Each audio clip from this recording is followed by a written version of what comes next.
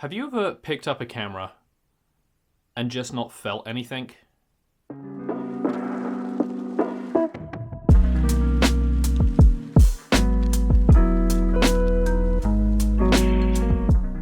You go out to shoot like you always do, but nothing really catches your eye. Every composition you make seems to be the same thing you've done before, and you feel like you're just repeating yourself. It's not that you don't love photography anymore, but somewhere along the line, you've lost a level of curiosity. And at this point, most photographers and creatives in general start to think that they've lost their creativity. But that's not actually what's happening. What you're going through is something commonly known as creative burnout. Creative burnout is something that almost every photographer I know, including myself, has experienced at some point in their journey, some multiple times. But it isn't something that is necessarily talked about that frequently. Photography is supposed to be a passion. It's supposed to be something we enjoy doing. And when that starts to fade, it might feel like we're doing something wrong.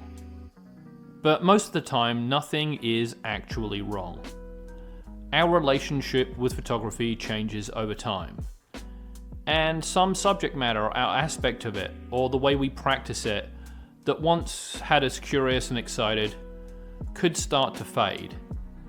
And when that starts to happen, we start to place too much pressure on ourselves, and this can then lead to creative burnout.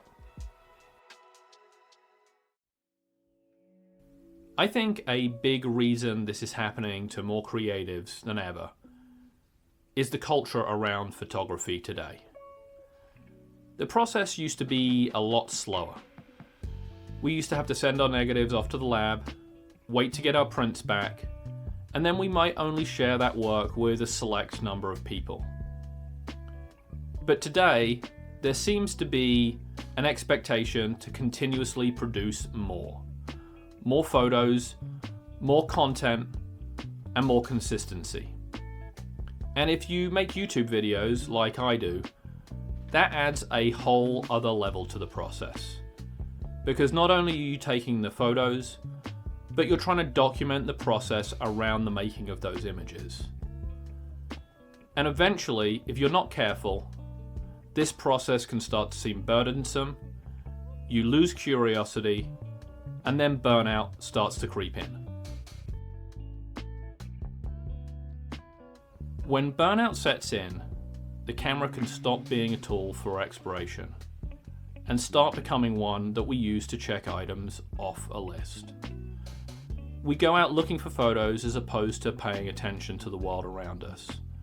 And the funny thing is, this almost guarantees that we won't find anything interesting, because the photos that matter to us most are often taken during times that we've slowed down to take note of the world around us and notice the small things like the gestures between people or how light falls on a scene, the things that non-photographers typically walk right past. But it's really hard for us to have that level of attention and observation when our minds are focused on producing something.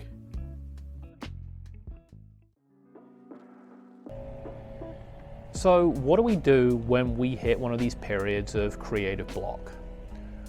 Well, I think the answer is not actually more effort, but it's slowing down and giving yourself some grace.